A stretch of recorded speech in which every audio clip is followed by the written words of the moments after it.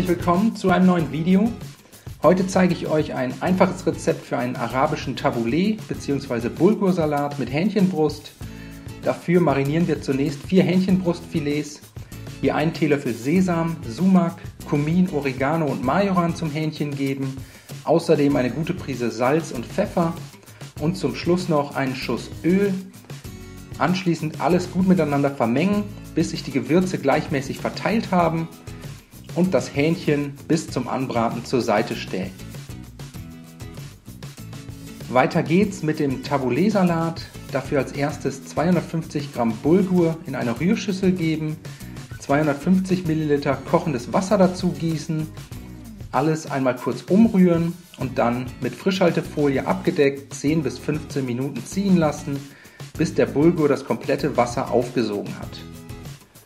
Währenddessen können wir uns um das Gemüse kümmern, 200 Gramm Cherrytomaten, je nach Größe halbieren oder vierteln, 4 bis 5 Frühlingszwiebeln in feine Röllchen schneiden, außerdem eine kleine Salatgurke fein würfeln, dann noch eine große Möhre schälen und grob raspeln und zum Schluss ein Bund Petersilie und ein paar Minzblätter von den Stielen zupfen und mit einem Messer fein hacken.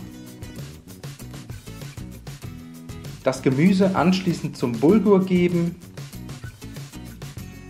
alles einmal gut umrühren, damit sich alle Zutaten gleichmäßig verteilen können.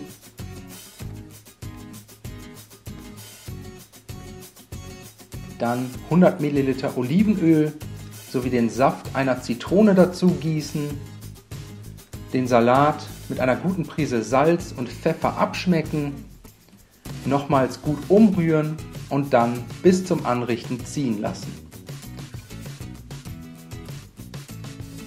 Als nächstes für das Hähnchen eine große Pfanne mit einem kleinen Schuss Öl erhitzen, das marinierte Hähnchen in die Pfanne geben und jetzt für ca. 2 bis 3 Minuten je Seite braun und knusprig anbraten. Die Hähnchenfilets anschließend einmal wenden, von der anderen Seite für weitere 2 bis 3 Minuten zu Ende braten und dann aus der Pfanne heben und servieren.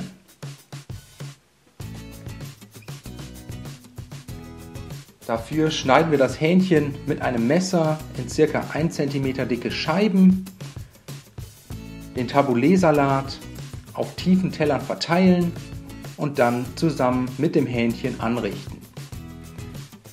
Ich hoffe, euch hat das Video gefallen. Ich wünsche euch einen guten Appetit, viel Spaß beim Nachmachen. Bis zum nächsten Mal.